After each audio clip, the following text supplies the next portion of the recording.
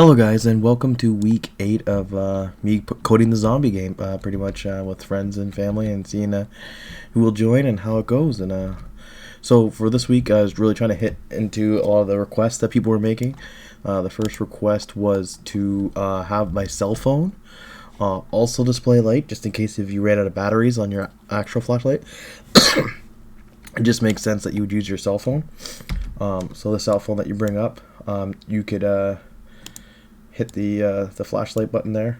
I'm gonna get a flashlight art for that at some point from one of my friends and family. We also have your main flashlight, and then you have your cell phone flashlight. It's not as strong, but it's still there. The second thing is I have another button here. Did you see it? Is some people wanted me to have sorry, I've got a bit of a cold, so I was not able to work as much.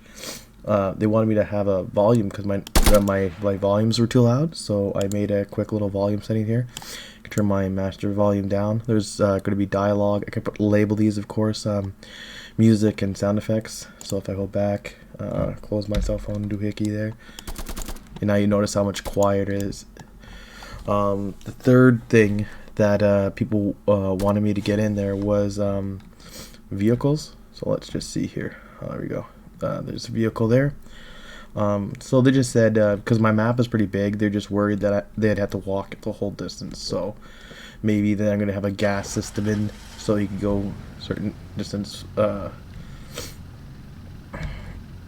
Sorry, Unreal's having a hard time with me streaming, I guess.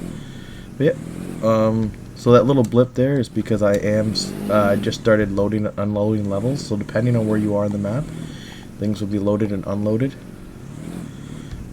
So you can see that there, it's loading.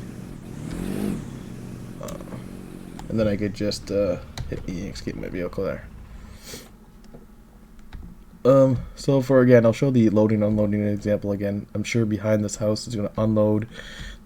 See, the thing unloaded, it loaded, unloaded, loaded.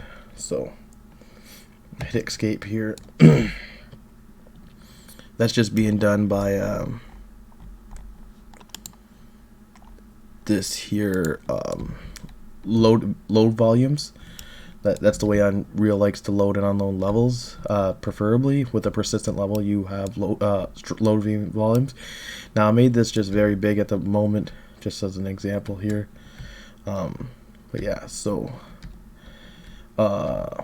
also what I did was I created prefabs. Remember I had the building over here, and then there's this building here, where both of them would do the same thing, where if you clicked on them, the other one was just a grouped version, but it's still the same. If you clicked on the grouped ones and you tried to rotate it like 45 degrees, for instance, all the individual pieces would rotate, and that's not what you want. You want to be able to rotate the group.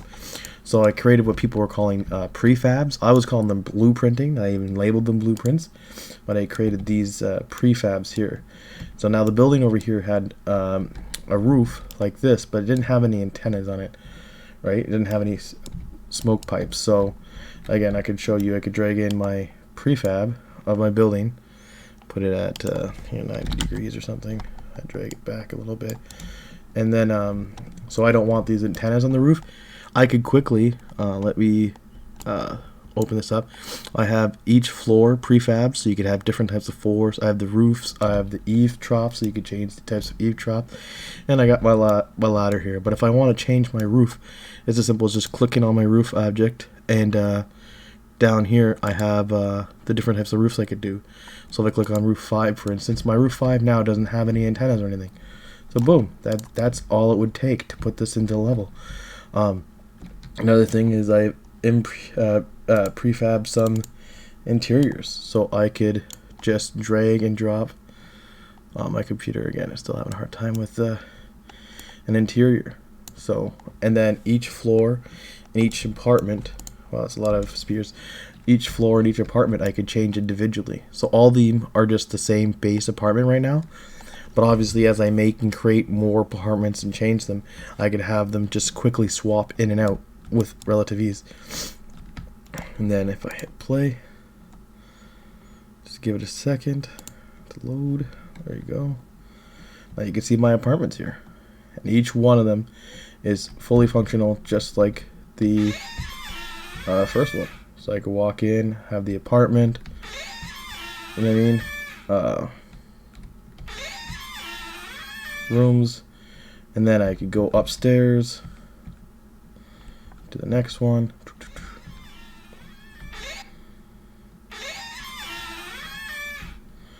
Oh, right. So what's happening there is my level stream volume is only that high right now. So when I went to the second floor, it unloaded.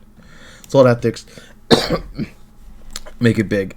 But I'll just do an examples there. So, but yeah, that is what I got in this week. And I hope you guys are enjoying. I hope you guys have more suggestions and stuff like that. Again, this is supposed to be a realistic zombie shooter. If you guys have some example or something like that you suggest, then I'll try to throw it in the game as soon as possible. But yeah, hopefully you guys like what you're seeing, and I'll see you next time. Bye.